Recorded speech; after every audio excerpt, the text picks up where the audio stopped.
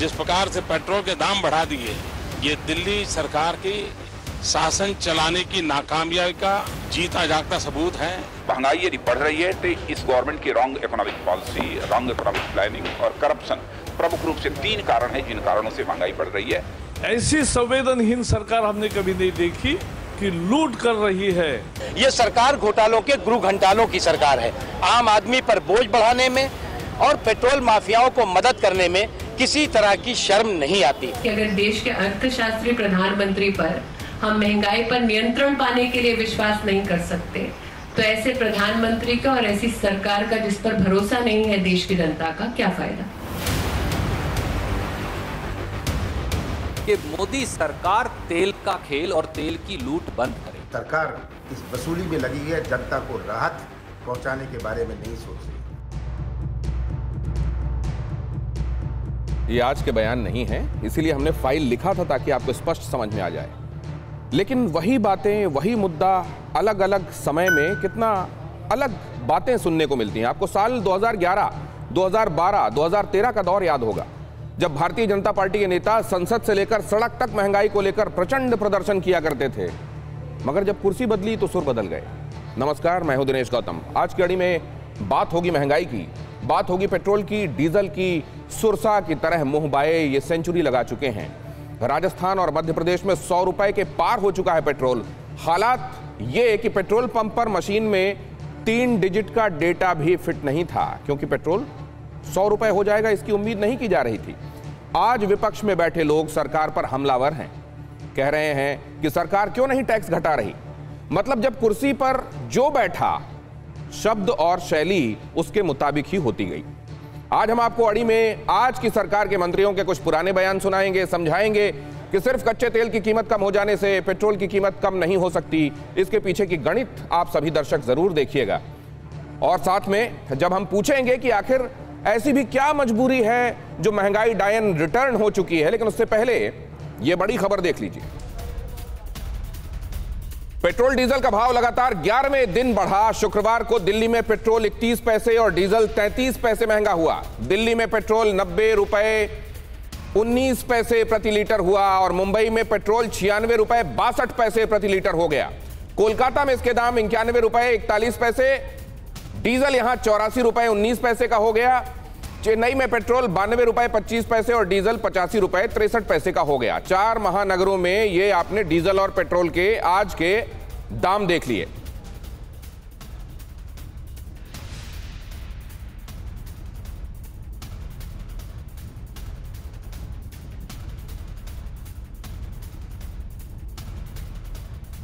क्या उस समय दिखाई गई संवेदना सच नहीं थी, कुर्सी के लिए थी क्या? और अगर वो संवेदना सच थी तो आज सरकार में होने के बाद उन मुद्दों पर संवेदनशीलता क्यों नहीं दिखाई दे रही है? आज जब इसको लेकर विपक्ष हल्ला मचा रहा है तो यह भी समझ में नहीं आ रहा कि उस समय जब कुर्सी पर विपक्ष आज का काबिज था तब उसके सुर अलग क्यों थे। गोपाल कृष्ण अग्रवाल, प्रवक्ता भारतीय जनता पार्टी के हमारे साथ जुड़ रहे हैं। अभय दुबे, प्रवक्ता कांग्रेस के, हमारे साथ आज की चर्चा में शामिल हैं। घनश्याम तिवारी हैं, प्रवक्ता समाजवादी पार्टी के, हमारे साथ इस चर्चा में। और शिवम त्यागी, राजनीतिक विश्लेषक। आप सभी का बहुत स्वागत है। और सबसे पहले हम इस चर्चा को शुरुआत करें उससे पहले यह जरा देख लेना जरूरी है कि हम आज इस मुद्दे को आपके सामने लेकर आए क्यों हैं। आप ये इंफॉर्मेशन देखिए और इस इंफॉर्मेशन के बाद तय कीजिए कि यह मुद्दा आज कितना प्रासंगिक है। इसको लेकर विपक्ष क्या इसको उतना बड़ा मुद्दा बना पा रहा है जितना बड़ा यह है, या असल में यह मुद्दा है ही नहीं, डिजर्व नहीं करता, इसलिए उतना बड़ा हो नहीं पा रहा, बस कुछ जगहों पर इसको लेकर चीख पुकार है। कितना महंगा है पेट्रोल, जरा जल्दी से देखिए कितना महंगा है पेट्रोल और ये महंगा क्यों है, ये जरा समझ लीजिए। अक्सर ये कहा जाता है कि तेल की कीमत, कच्चे तेल की कीमत बैरल के हिसाब से जब ऊपर नीचे होती है तो अब क्योंकि मार्केट के अधीन है सब कुछ, वही फ्लक्चुएशन दिखाई देता है प्राइसेस पर। लेकिन ऐसा है क्या? ये देखिए, बेस प्राइस एक होती है, बेस प्राइस जिसमें कच्चा तेल रिफाइनरी से आगे बढ़ता है, उसको आप यहां देख लीजिए 31 रुपए 82 पैसे। उसमें कुछ किराया जोड़ा जा रहा है 0.28, जो आज के हिसाब से 0.28 पैसे समझ लीजिए, 28 पैसे, 0.28 रुपए। एक्साइज ड्यूटी इसमें जोड़ दीजिए इतनी ही 28 पैसे की। वैट और डीलर कमीशन, एक्साइज ड्यूटी मतलब उत्पाद शुल्क, केंद्र सरकार इसको अपने कोष में लेती है, और वैट और बिक्री कर जो होता है वो राज्य सरकार के खर्चे में जाता है। डीजल का भी देख लीजिए आज के संदर्भों में क्या है हिसाब किताब। बेस प्राइस 33 रुपए 46 पैसे, किराया 25 पैसे, एक्साइज ड्यूटी 31 रुपए 80 पैसे, वैट 11 रुपए 68 पैसे, डीलर कमीशन 2 रुपए 51 पैसे और इस तरह इफेक्टिव प्राइस आ जाती है 79 रुपए 70 पैसे प्रति लीटर। कहा यह भी जाता है कि असल में एक आम आदमी के बटुए पर जो असर पड़ता है ना, वो केवल 2.5% का पड़ता है तेल की कीमतों में के हिसाब से, अगर आप उसको बरक्स देखेंगे ओवरऑल बजट के एक आदमी के बटुए के हिसाब से। लेकिन ये 2.5% अगर सिर्फ बटुए में रिफ्लेक्ट करता है तो क्योंकि इसी से माल ढुलाई होती है, हर चीज महंगाई के हिसाब से कई गुना बढ़ती है। इन तमाम चीजों को अगर आप खातिर में लाएंगे तो ये पता चलेगा कि तेल का ये गोला असल में घूमकर वैसा आता है कि आपको किसी कोड़े के माफिक लगता है। सिलेंडर देख लीजिए क्या हुआ, सिलेंडर किस तरीके से बढ़ा है वो भी देख लीजिए। नवंबर 2020 की प्राइसेस अब आप देख रहे हैं, बहुत पुरानी बात नहीं है, 592 रुपए। 15 दिसंबर 2020 अभी चंद महीनों पहले 692 रुपए। 3 फरवरी 2020 717 रुपए और 15 फरवरी 2020 असल में 21 होने चाहिए, अब यहां पर ये 21 होना चाहिए, गलती से आपको ये 20 दिखाई दे रहा है, यहां पर साल नहीं बदला। लेकिन वहां जो कीमतें बढ़ी हैं वो आप देखें कि चंद महीनों में इसने कैसे छलांग मारी है। तेल, डीजल और पेट्रोल बढ़ गया, सिलेंडर बढ़ गया और इसकी वजह से क्योंकि ढुलाई में सब्जी, समोसा कोई बना रहा है गैस से बना रहा है, तो ओवरऑल इसका इंपैक्ट जो है वो सब्जी से लेकर समोसे तक में दिखाई दे रहा है। अब ये जो इंपैक्ट है इसको लेकर गुहार मचने लगी है, लोग दुहाई देने लगे हैं, लेकिन सरकार की तरफ से कोई इस पर क्लियर कट एक्शन के तौर पर नजर नहीं आ रहा और संवेदना के शब्द अब भी उनका इंतजार ही है। ऐसा क्यों है गोपाल कृष्ण जी? देखिए दिनेश जी, पहली बात यह है कि हमें समझना पड़ेगा कि इसमें जो पेट्रोल प्राइसेस हैं, जो प्रधानमंत्री ने भी कहा कि हम लोग 85% जो प्रतिशत जो है अपनी रिक्वायरमेंट है जो पेट्रोलियम प्रोडक्ट की वो इंपोर्ट करते हैं और जो टोटल इंपोर्ट है उसका 70% जो हमारा खर्चा है वह केवल पेट्रोल प्राइसेस में ही है। तो जो उन्होंने कहा कि इसके लिए एक लॉन्ग टर्म प्लानिंग करनी पड़ेगी, करनी चाहिए थी, नहीं करी, लेकिन अभी हम सरकार में कर रहे हैं, वैकल्पिक एनर्जी सोर्सेस को डेवलप कर रहे हैं, सोलर पावर को, न्यूक्लियर पावर को, हाइड्रो पावर को, इन सब चीजों को, विंड पावर को, इस चीजों से ही लॉन्ग टर्म इसकी समस्या का समाधान होगा। दूसरी बात यह है कि आज हमारा डिस्कॉम की स्थिति आप देखें बुरी तरह से खराब है प्रदेशों में, सब पूरे देश में, उसको उनकी माली हालत को ठीक करना है। तीसरी बात यह है कि जो डिस्ट्रीब्यूशन नेटवर्क है, ट्रांसमिशन नेटवर्क है पूरा इलेक्ट्रिसिटी का, वह भी खराब है, तो हमें उसको भी इंप्रूव करना, उसमें लार्ज इन्वेस्टमेंट चाहिए। या तो लॉन्ग टर्म है, इलेक्ट्रिक व्हीकल लाना है और जो बायोफ्यूल्स को डेवलप कर रहे हैं, इससे आने वाले समय में इसकी हमारी जो स्थिति है आर्थिक रूप से वह मजबूत होगी। गोपाल जी, आज जब बारिश हो रही है तो छतरी की बात क्यों हो रही है? फिर सुन लीजिए ना पूरी बात, नहीं तो फिर आपके ग्राहकों, आपके व्यूअर्स को समझ नहीं आएगा। दूसरी बात यह है कि सरकारों ने ये रेगुलेटरी एसेट दिल्ली की सरकार क्रिएट कर रही है, इसके पहले यूपीए ने ऑयल बॉन्ड क्रिएट कर दिए जिनमें सब्सिडाइज तो कर दिया, लोगों को प्राइस कम कर दिया। ये झंडा लेके घूम रहे कि 108 रुपए डॉलर था, तब हमने यहाँ पे 73 रुपए बेचा पेट्रोल, और उसके ऑयल बॉन्ड इश्यू कर दिए, ना कंपनियों को कुछ पैसा दिया, सरकारी कंपनियों को, और ना उसे बजट। तो रेगुलेटरी एसेट क्रिएट कर दिया। अभी की बात, इस राउंड की बात अगर आप खत्म कर चुके हो तो मैं आगे बढ़ना चाहता हूं। नहीं तो फिर अगर आप मुझे दोबारा कोई और एक इशू है जो कि बहुत मैं आ जाऊं क्या? एक बार इस पर चर्चा करके आपके पास दोबारा लौटता हूं। आपने नटशेल में यह समझाया कि हम जो है इंफ्रास्ट्रक्चर तैयार कर रहे हैं, आने वाले दिनों में जो वैकल्पिक ऊर्जा के सोर्स थे वो वैकल्पिक नहीं रह जाएंगे, मुख्य तौर पर उन्हीं पर डिपेंडेंट हमको रहना पड़ेगा, क्योंकि ऑयल जो है उसके इंपोर्ट में जाहिर है हम वहां से बाहर से मंगाते हैं, और बाहर से मंगाते हैं तो हमको उसके लिए कीमत चुकानी पड़ती है। सवाल यह है कि कीमत पहले के मुकाबले आज जब कम चुकानी पड़ रही है तो लोगों को उससे राहत क्यों नहीं मिल रही है? अभय दुबे, लेकिन आपके पास आता हूं, पहले आप इस पूरे मुद्दे को कैसे देख रहे हैं और ये कितना बड़ा इशू है आज? हाँ देखिए, बहुत बड़ा इशू है, क्योंकि अंतिम पंक्ति में खड़े हुए आदमी को बहुत फर्क पड़ रहा है। जो 86% स्मॉल एंड मार्जिनल फार्मर है, उनका 15,000 रुपए हेक्टेयर इनपुट कॉस्ट पड़ गई। मैं वहां से शुरू करता हूं। गोपाल अग्रवाल जी ने कहा कि 85% इंपोर्ट करना होता है। जब मोदी जी प्रधानमंत्री बने थे तब 77% इंपोर्ट करना पड़ रहा था। बीते 7 साल में इन्होंने ध्यान नहीं दिया और क्रूड ऑयल का प्रोडक्शन काफी कम हो गया, करीब 5,500 TMT कम हो गया हिंदुस्तान में। एक बात। दूसरी बात बड़ी मैं ये कहता हूं, आपने अभी अपने प्रोमो में बताया था, जून 2017 में धर्मेंद्र प्रधान जी ने कहा कि हम डायनामिक फ्यूल प्राइसिंग पॉलिसी ला रहे हैं, अर्थात रोज कीमतें तय होगी।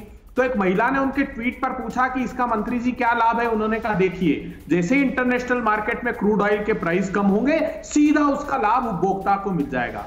अब ये कोविड क्राइसिस के पहले का एक 10 सेकंड का सिर्फ मैं एनालिसिस बताता हूं आपको। जनवरी 2020 में क्रूड ऑयल 28 रुपए 84 पैसे प्रति लीटर, मैंने रुपए के हिसाब में उसको निकाला, वो था जब पेट्रोल था 77 रुपीज। जब जुलाई में वो 20 रुपए हो गया कम होके, तो भी इन्होंने पेट्रोल का दाम 83 रुपए कर दिया। सितंबर में 19 रुपए हो गया घट के क्रूड ऑयल का प्राइस, तब उन्होंने 84 रुपए कर दिया। मतलब इनवर्सली प्रोपोर्शनेट, जहां इंटरनेशनल मार्केट में क्रूड ऑयल कम हो रहा था, इन्होंने दाम बढ़ा दिए। 3,86,000 करोड़ रुपए पर एनम ये लूटने लगे जनता की जेब से, और 2014 में हम 1,41,000 करोड़ रुपए की सब्सिडी दे रहे थे। ये ठीक कहा, $108 प्रति बैरल था गोपाल अग्रवाल जी, जब क्या थी पेट्रोल की कीमत 71 रुपए, डीजल की थी 57 रुपए, और डीजल हमने ऑयल फ्री पॉलिसी के तहत तब भी फ्री नहीं किया था। तो ये बुनियादी अंतर देश को समझना पड़ेगा कि 17 स्टेटमेंट इनके मैंने निकाले पिछले 4 साल के, कि जीएसटी के दायरे में ला रहे हैं, धर्मेंद्र प्रधान कहते हैं, इनकी फाइनेंस मिनिस्टर कहती है, नितिन गडकरी जी ने अभी 3 दिन पहले। तो लाएगा कौन साहब? क्या अमेरिका से सिफारिश गुजारिश करोगे? अरे आपकी सरकार को, मोदी जी को लाना पड़ेगा। आप मुझे एक तर्क दे दीजिए कि आपने जब ऑयल फ्री पॉलिसी लेकर आए स्पेसिफिकली, तो फिर क्यों आप ट्रांसफर नहीं कर रहे हो जनता को सीधा सीधा इसका लाभ? ठीक है, ये सवाल तो हम पूछेंगे ही गोपाल जी से, लेकिन आज समाजवादी पार्टी ने भी प्रेस कॉन्फ्रेंस की। इस मुद्दे पर अखिलेश यादव ने चिंता प्रकट की है। अब जरा ये भी समझ लें कि ये चिंता असल में कितनी बड़ी है, और इसको लेकर हम आने वाले दिनों में समाजवादी पार्टी की तरफ से क्या किया जाता हुआ देखेंगे। क्योंकि अगर कंसर्न है तो फिर वो रिफ्लेक्ट होना चाहिए। क्या वो कंसर्न सिर्फ प्रेस कॉन्फ्रेंसेस तक रहेगा सर? देखिए, मैं 3 बातें कहूंगा। पहली बात, आपने शुरुआती कार्यक्रम में ही दिखा दिया कि किस तरीके से वर्तमान सरकार पाखंडी है। जो ये कहते हैं लोगों से, उस पर इन्हें स्वयं भरोसा नहीं होता, और जब अवसर मिलता है ठीक उसके विपरीत काम करते हैं। दूसरी बात, पेट्रोल और डीजल के जो दाम हैं, उन दामों को देखिए, और मैं गोपाल जी से पूछता हूं या किसी से पूछता हूं कि इस समय दुनिया में ऐसे कितने डेवलपिंग कंट्रीज हैं जहां पे पेट्रोल और डीजल के दाम भारत की तुलना में और अधिक हैं। आपको वैसे देश नहीं मिलेंगे। आप एशिया में देखिए, आप बगल में जाइए, नेपाल देखिए, बांग्लादेश देखिए, तो सरासर ये देश की जनता के साथ पॉकेटमारी हो रही है। जहां तक समाजवादी पार्टी का सरकार है की सरकार की बात है और उत्तर प्रदेश की बात है, पिछले 5 सालों में 2012 से 2017 में समाजवादी पार्टी ने जो काम किया, उस काम को भारतीय जनता पार्टी की सरकार, आदित्यनाथ की सरकार लगातार उस पर अपना लेबल चिपकाती रही। उन्होंने कोई काम नहीं किया। तो ये सरकार न केवल अपने दावों को लेकर के, अपने वादों को लेकर के झूठ बोलती है, बल्कि दूसरों के कामों को भी चुरा लेती है। तो हम लगातार उसका विरोध करते रहे हैं, आगे भी करते रहेंगे। बात सिर्फ प्रेस कॉन्फ्रेंस की नहीं है। आप देखिए, जब से लॉकडाउन हुआ उस समय से लेकर के आज तक ऐसी कोई भी मुहिम नहीं है जब जनता को त्रासदी का सामना करना पड़ा था, समाजवादी पार्टी के कार्यकर्ता और हमारा संगठन सामने नहीं रहा, या फिर जब सरकार ने कोई बहुत बड़ा अन्याय किया, जैसे हाथरस में किया था, तो हमारा संगठन हमेशा आगे रहा है। हमारे विधायकों को पुलिस से पिटवाया जाता है। आपने जहां से बात शुरू की, आपकी बातों को नटशेल में क्या मैं शिवम त्यागी के पास ले जाऊं? इस चर्चा को आगे बढ़ाते हैं। शिवम त्यागी, ये पाखंड क्यों? पहले कुछ और, आज कुछ और क्यों? देखिए, पहले की स्थिति को आज की स्थिति से कंपेयर करना ही अपने आप में बेईमानी है। ह्यूमन काइंड के इतिहास में अगर मैं 300 साल पीछे जाऊं तो आज तक इस देश में, इस दुनिया में कभी भी ऐसी महामारी नहीं आई है। अगर मैं दूसरे विश्व युद्ध की भी बात करूं तो वहां पर 45 कंट्रीज इन्वॉल्व थी, आज 190 प्लस कंट्रीज इन्वॉल्व हैं। अब कहेंगे कि ये तो सभी के साथ है, हमारे पड़ोसियों के साथ सिचुएशन ऐसी क्यों नहीं है? क्योंकि साहब, हमारा एक ऐसा देश है जहां पर धार्मिक स्थल से लेकर हर जगह पर आप सब्सिडी देते हैं। आप क्या चाहते हैं? राजीव गांधी जी वाला मॉडल चाहते हैं कि ठीक है, नोट छाप दीजिए और उसके बाद महंगाई किस तरह से बढ़ेगी लोगों को पता भी नहीं चलेगा, सबकी पॉकेट में पैसा होगा। और दूसरी बात, चाणक्य ने कहा था कि टैक्स का सिस्टम धूप की तरह होना चाहिए, हर किसी पर थोड़ा थोड़ा पड़ना चाहिए। लेकिन यह भी एक सच्चाई है कि इसी देश में 135 करोड़ के देश में मात्र 5 करोड़ रियल टैक्स पेयर्स हैं। यह भी एक इस देश में सच्चाई है कि 800 मिलियन लोगों को, विच इज 80 करोड़ लोगों को इसी सरकार ने खाना दिया है। यह भी एक सच्चाई है कि अगर मैं मार्च और अप्रैल 2 महीनों का 2020 का वित्तीय घाटा बताऊं जो जीएसटी से आया है वो है 65,000 करोड़। मई में 10,000 करोड़ का जीएसटी कलेक्शन का घाटा है और जून में 15,000 करोड़ का। आप कहां से पूरा करेंगे? आप मुझे बताइए। राजकोषीय घाटा बढ़कर 9% पर पहुंच गया है और उसके बाद सबसे बहुत बढ़िया दलील आपने दी कि पीछे सबसे इंपॉर्टेंट जो चीज है वो ये नहीं, ये आपने एक बात मैं आपसे ये पूछ लूं कि क्या 300 साल पीछे जाकर ही आज की कंडीशन को आप जस्टिफाई कर पाएंगे? हम तो बहुत पुरानी बात नहीं कर रहे हैं, 6 साल पुरानी बात कर रहे हैं। बिल्कुल, मैं सिर्फ 6 साल पुरानी जाकर बात करना चाहता हूं कि पूंजीगत निवेश रुकना नहीं चाहिए। आज अगर 11 किलोमीटर से बढ़कर 33 किलोमीटर सरकार सड़क बना रही है तो वो पूंजीगत निवेश रुकना नहीं चाहिए। हमें याद होंगे डिफेंस मिनिस्टर कांग्रेस के जमाने के जो बैठकर कहते थे कि हमारे पास डिफेंस के हथियार खरीदने के पैसे नहीं है। सरकार का हालात ये रहे, कोरोना में हम लॉकडाउन में रहे लेकिन बावजूद उसके डिफेंस डील्स चलती रही और हम समान चीजें करते। ठीक है, आ रहा हूं अभय जी, आपका इशारा देख लिया मैंने। शुभम त्यागी नटशेल में आपकी बात समझ लिया। अब मैं जाऊंगा सतीश जी के पास। सतीश जी, आज उसका इस्तेमाल हो रहा है, लोगों से जो पैसे लिए जा रहे हैं ना, उससे जेट्स खरीदे जा रहे हैं, फाइटर जेट्स खरीदे जा रहे हैं, हथियार खरीदे जा रहे हैं, सड़कें रिकॉर्ड किलोमीटर से एक दिन में बन रही हैं। लिहाजा ये जस्टिफाइड है आज की बढ़ोतरी और इसको लेकर कोई हाय तौबा नहीं होना चाहिए। नहीं गौतम जी, अभी शिवम जी कह रहे थे रक्षा बजट को लेकर के सरकार कितनी चिंतित है। रक्षा बजट के दौरान आम बजट के दौरान रक्षा बजट के आंकड़ों को लेकर के सरकार के पास कोई आंकड़े नहीं है। राजनाथ सिंह जी को बाकायदा बात में ये कहना पड़ता है कि रक्षा बजट के बारे में मैं आंकड़े रखूंगा, तो ये तो सरकार की तैयारी है। रही अगर आप ये कहें कि एक तरफ आप ये दावा कर रहे हैं कि महामारी काल है, अगर महामारी काल है तो पेट्रोल के सबसे कम प्राइस महामारी काल में आए हैं ना। अगर महामारी काल में पेट्रोल के सबसे कम प्राइस आए हैं और सरकार ये कहती है, सरकार ने जब ये कहा कि हम पेट्रोल के कीमत को कहीं ना कहीं मार्केट रिलेटेड करेंगे, तो तब सरकार का दावा ये था कि हम कहीं ना कहीं इसका बेनिफिट ग्राहक को मिलेगा।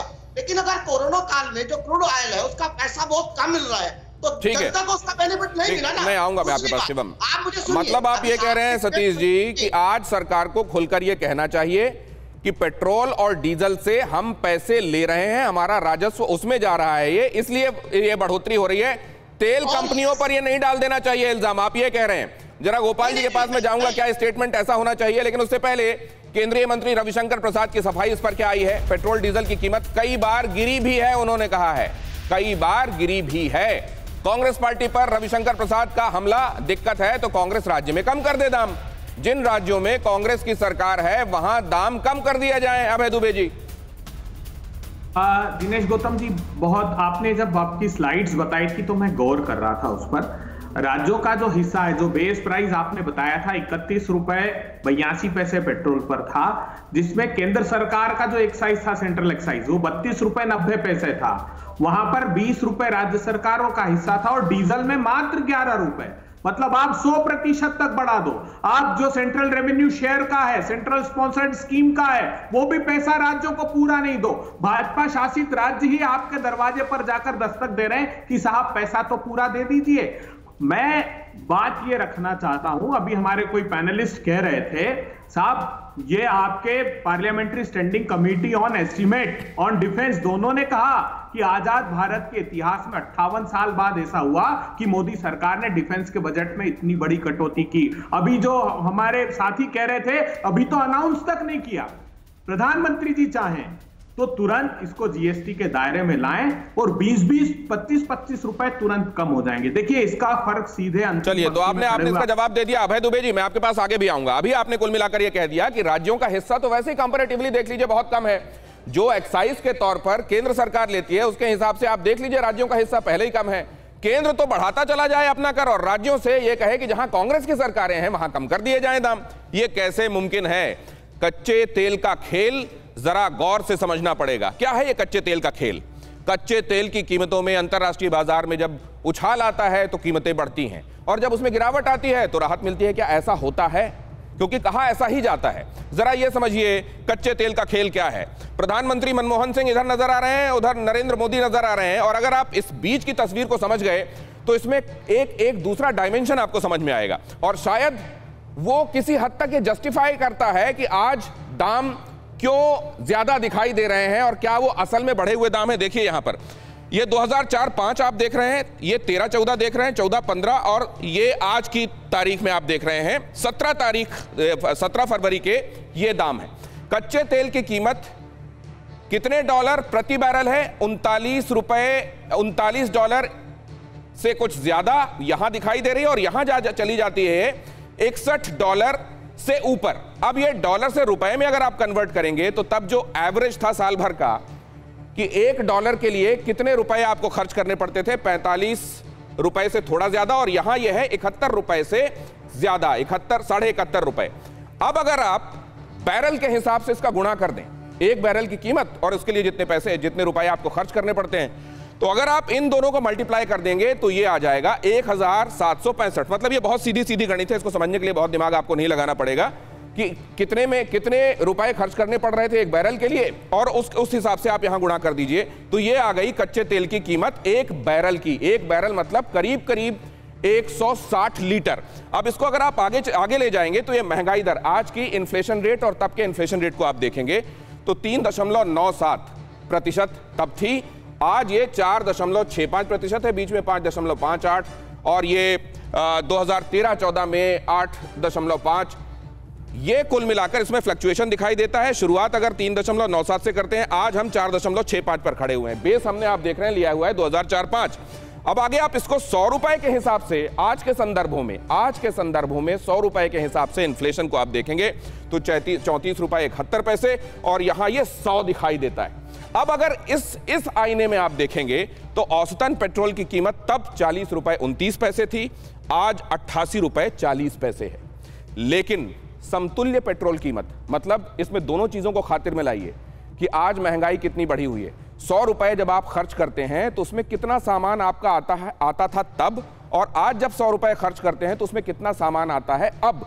इन संदर्भों में अगर आप देखेंगे तो समतुल्य पेट्रोल कीमत तब होती है आज के संदर्भों में 282 रुपए के आसपास। इन संदर्भों में अगर देखेंगे तो बीच में हुई है 70 रुपए के आसपास, फिर 74, और आज है 88 रुपए 40 पैसे। मतलब जो हमने बेस लिया है 4-5 का, अगर उसके हिसाब से देखेंगे तो तब आज के संदर्भों में अगर आप पे कर रहे होते तो 282 रुपए पे कर रहे होते।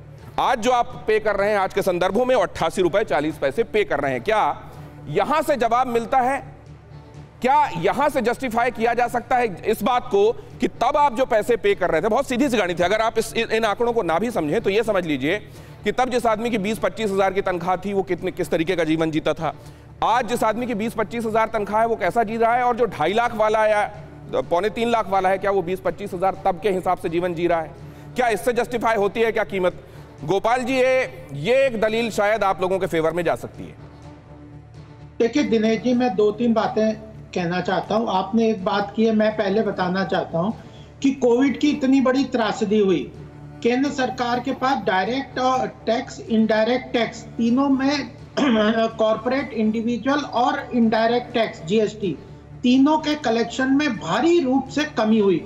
लेकिन केंद्र सरकार ने न कोविड के बाद आत्मनिर्भर भारत के अंतर्गत 21 लाख करोड़ गरीबों को, सब आवश्यकता वालों को पैसा ट्रांसफर किया, और साथ में कैपिटल एक्सपेंडिचर वगैरह इस बजट में भी 34% बढ़ाया। तो यह चीज देखिए, चॉइस आपने पहले कहा था कि एक्सेप्ट करना पड़ेगा कि इसमें टैक्स कंपोनेंट ज्यादा है। मैं तो आपको पहले एक्सेप्ट कर रहा हूं कि पेट्रोल में टैक्स कंपोनेंट ज्यादा है, लेकिन आर्थिक रूप से सारी चीजों को देखना है। एक तरीका आपने बताया कि इन्फ्लेशन से पैरिटी के हिसाब से क्या होगा, परचेजिंग पावर पैरिटी उस 2004 और अभी में, तो वह है। दूसरा है कि हमने रेवेन्यू टैक्स सब कम करा, इनडायरेक्ट टैक्स, इनकम टैक्स सब कोई नहीं बढ़ाया, खर्चा सरकार ने 34% बढ़ाया और कलेक्शन 25% कम हुआ, तब भी नहीं किया। तभी हम आज कोविड से बाहर निकल रहे हैं, और ठीक है, और विश्व की सबसे बड़ी बढ़ती हुई अर्थव्यवस्था। बाकी लोग आपसे बात करने के लिए, आपकी बातों का जवाब देने के लिए बेकरार हैं, आइए उनके पास चलते हैं। मनोज जी, अब है जी, माफ कीजिए, अब है दुबे। देखिए, मैं तो शुभकामनाएं देता हूं देश के करोड़ों दर्शक जो टीवी9 भारत वर्ष देख रहे हैं, वो जान ले कि भारतीय जनता पार्टी कह रही कि ये जो दाम बढ़ाए जा रहे हैं बहुत अच्छे हैं और देश की प्रगति के लिए आपको बधाई, शुभकामनाएं। आप जमीन पर जाकर देखिए क्या प्रतिक्रिया लोग व्यक्त कर रहे हैं। जो इंपोर्ट बिल है उसको उठाकर देख लीजिए, क्रूड ऑयल का आपका जो 2018-19 में $111 बिलियन था, वो 2019-20 में $101 बिलियन, $10 बिलियन की कमी आ गई। फिर भी आप लोगों को नहीं उसमें शामिल करना। ये असल में गोपाल जी की तरफ से इसका एलैबोरेशन होना चाहिए था, लेकिन मैं उनकी तरफ से आपसे ये पूछता हूं, क्या आप इस बारे में सरकार को बेनिफिट ऑफ डाउट देने के लिए तैयार हैं कि आज इन्फ्लेशन बढ़ा हुआ है, और इन्फ्लेशन एक्चुअली इकोनॉमी से भी संबंधित होता है। इन्फ्लेशन ये भी दिखाता है कि आपकी इकोनॉमी ऊपर की तरफ जा रही है, उसका ये साइड इफेक्ट है। क्या आप इस हिसाब से बेनिफिट ऑफ डाउट देने के लिए तैयार हैं सरकार को? बिल्कुल नहीं देने। देखिए, डायरेक्टली प्रोपोर्शनेट है। आप डीजल के प्राइसेस बढ़ाइए, उधर जो इसेंशियल कमोडिटीज है उसके सीधे 20 से 22-25% प्राइसेस बढ़ जाते हैं। सीधा इसका कनेक्शन है। बाकी मेहमानों की आवाज म्यूट है, बीच में ना बोलें। अभय जी से सवाल है, अभय जी जवाब दे रहे हैं जी। आज जब कोविड के क्राइसिस है ना, जब यूनाइटेड नेशंस रिपोर्ट दे रहा है कि 40 करोड़ लोग नए सिरे से भारत में गरीबी रेखा के पास आ जाएंगे, जब 12 करोड़ लोगों का रोजगार छीन गया है, तब तो कम से कम सरकार को, और ये कमोडिटी ऐसी है जो अंतिम पंक्ति में खड़े हुए लोगों को बहुत ज्यादा प्रभावित करती है। ठीक है, घनश्याम तिवारी जी जल्दी से अपना पॉइंट रखिए प्लीज। देखिए, मेरा पॉइंट बिल्कुल स्पष्ट है। जब कोई गाड़ी खटारा होती है तो उसको चलाने के लिए बहुत सारे लोगों को धक्का मारना पड़ता है। ये सरकार खटारा है, उसको चलाने के लिए देश के लोगों को अब धक्का मारना पड़ रहा है। ऐसे पाखंडी लोग जो कैबिनेट का हर मंत्री कह चुका है, पिछले डॉक्टर मनमोहन सिंह, जिनके पास अर्थशास्त्र में उनके पास पूरा ज्ञान था उस विषय का, उनके ऊपर ये लोग टिप्पणी करते थे कि कैसे अर्थशास्त्री हैं। अब तो ये हार्ड वर्किंग इकोनॉमिक्स जो डिमोनेटाइजेशन को सही कहते हैं, जो अचानक लॉकडाउन करते हैं, जिन्होंने देश का भट्टा बिठा दिया, लोगों की नौकरी चली गई, 2 करोड़ रोजगार लाने वाले लोगों ने अब तक 2 करोड़ रोजगार खा लिए इस देश में। इन लोगों पर घनश्याम जी, और हैरानी की बात और एक बताऊं मैं आपको, हैरानी की बात यह है कि उसके बाद जब चुनाव होते हैं तो एक बार फिर से ये चुनकर आते हैं, जनता इनको फिर से चुनती है। उससे भी ज्यादा हैरान करने वाली बात है ना?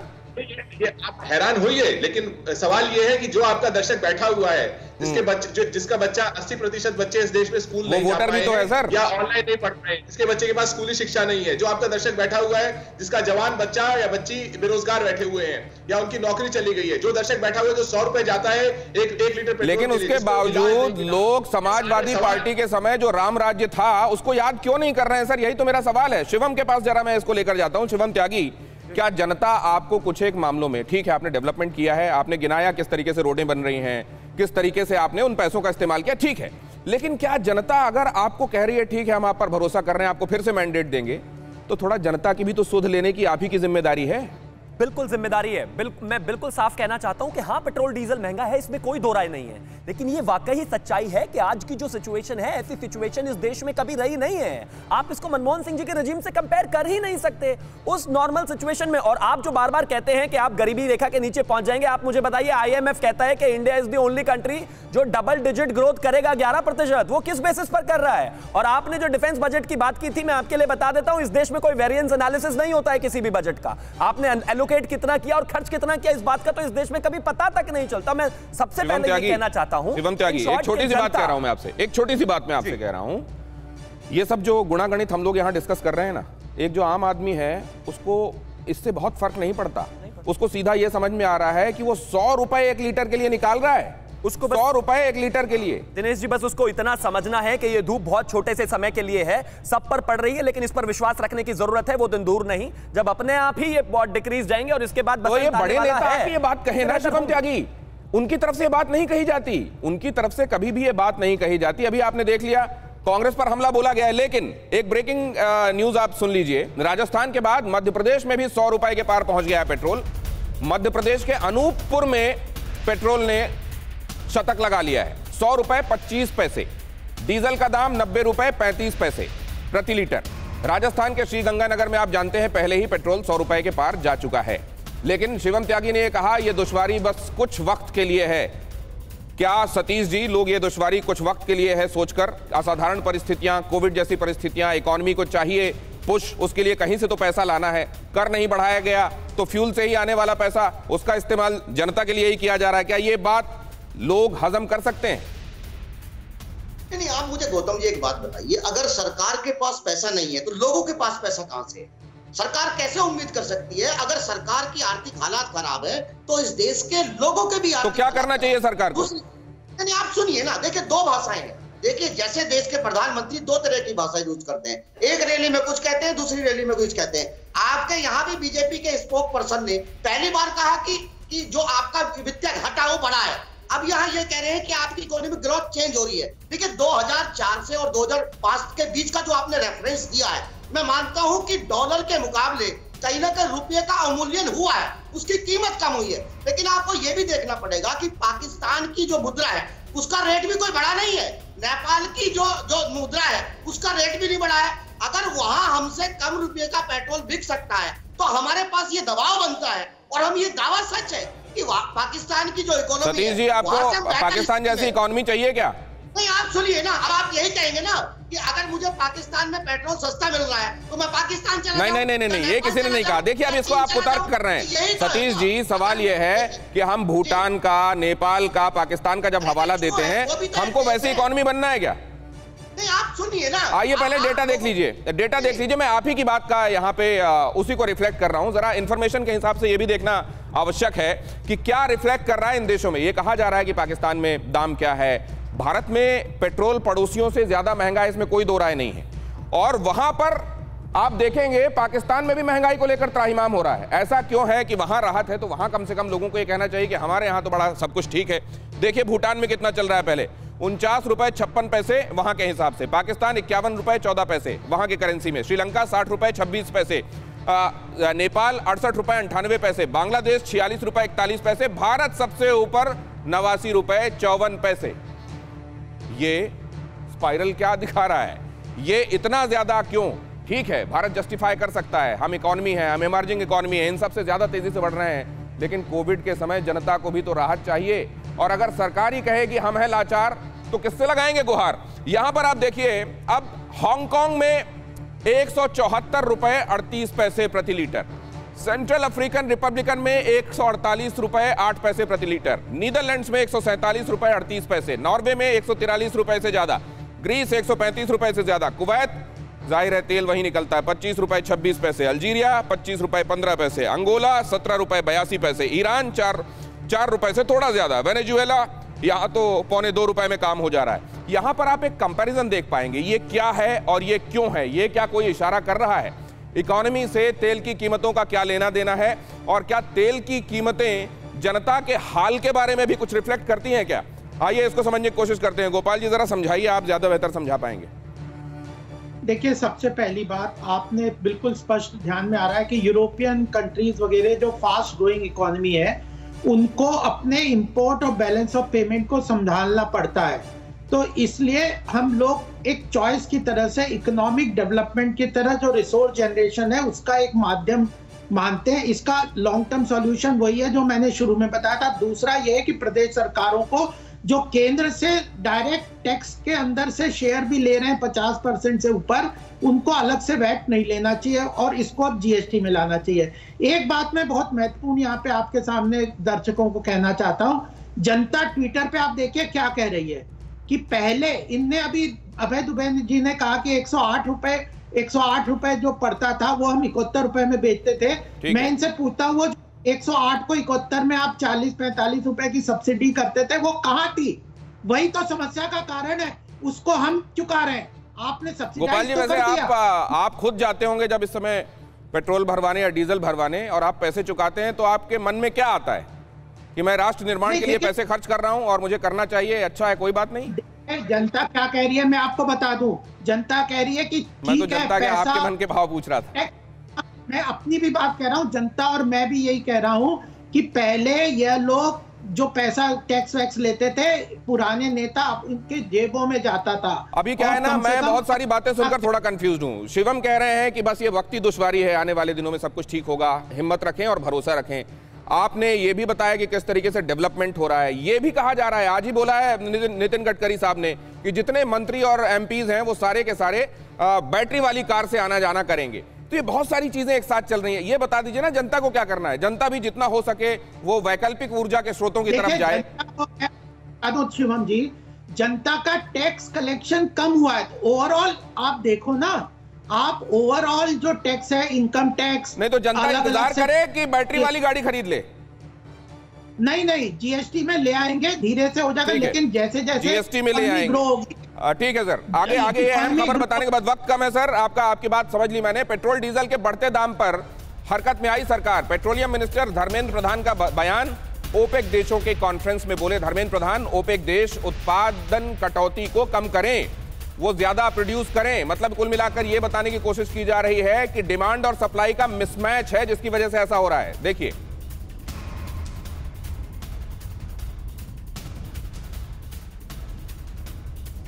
आज ये कहा गया है कि ज्यादा प्रोड्यूस किया जाए तेल। जब तेल ज्यादा प्रोड्यूस होगा तो जो मांग और आपूर्ति में खाई है उसके बीच का जो मिसमैच है वो ठीक होगा और इस तरीके से कीमतें नियंत्रण में आएंगी।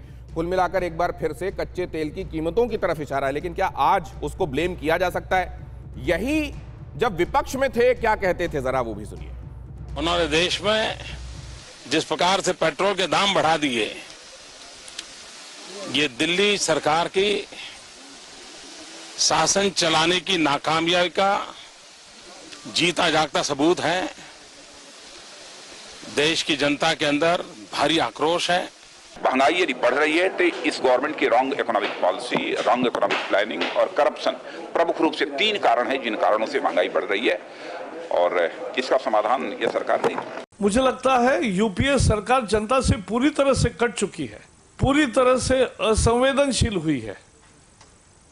ऐसी संवेदनहीन सरकार हमने कभी नहीं देखी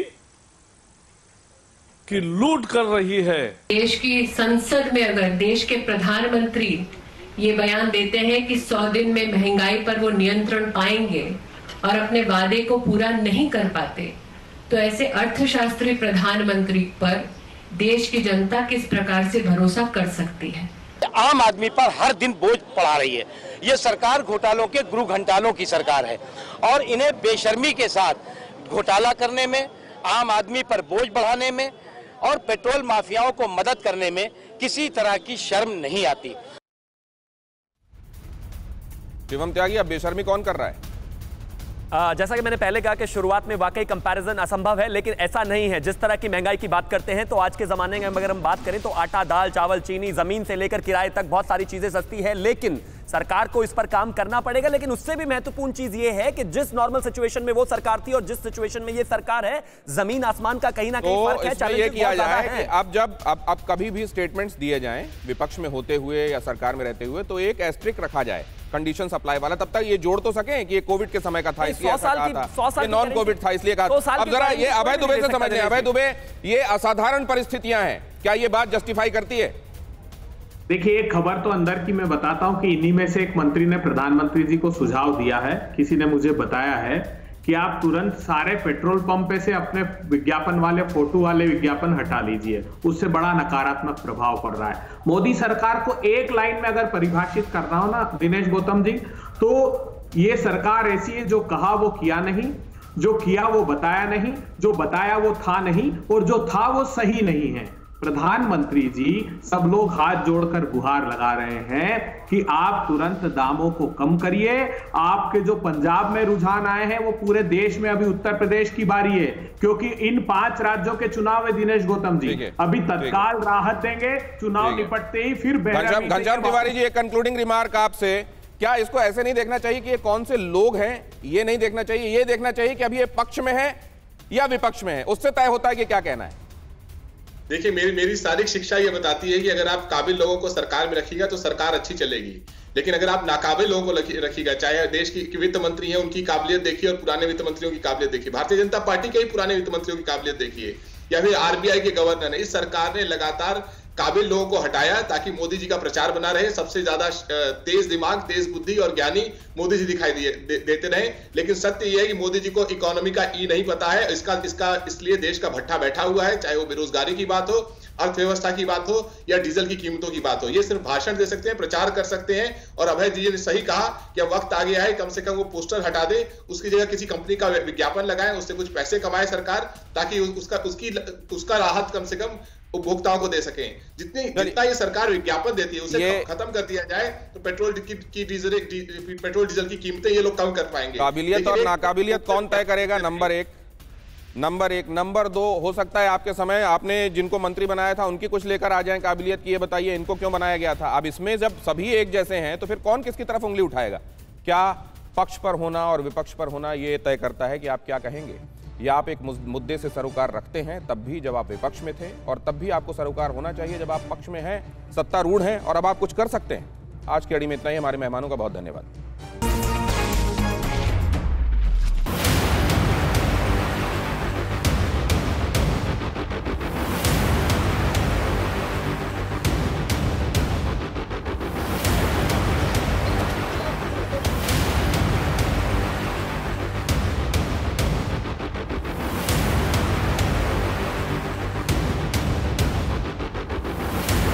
जिस प्रकार से पेट्रोल के दाम बढ़ा दिए, ये दिल्ली सरकार की शासन चलाने की नाकामयाबी का जीता जागता सबूत है।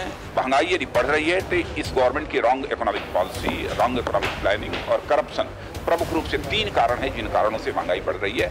ऐसी संवेदनहीन सरकार हमने कभी नहीं देखी कि लूट कर रही है। ये सरकार घोटालों के गुरु घंटालों की सरकार है। आम आदमी पर बोझ बढ़ाने में और पेट्रोल माफियाओं को मदद करने में किसी तरह की शर्म नहीं आती। कि अगर देश के अर्थशास्त्री प्रधानमंत्री पर हम महंगाई पर नियंत्रण पाने के लिए विश्वास नहीं कर सकते, तो ऐसे प्रधानमंत्री का और ऐसी सरकार का जिस पर भरोसा नहीं है देश की जनता का, क्या फायदा।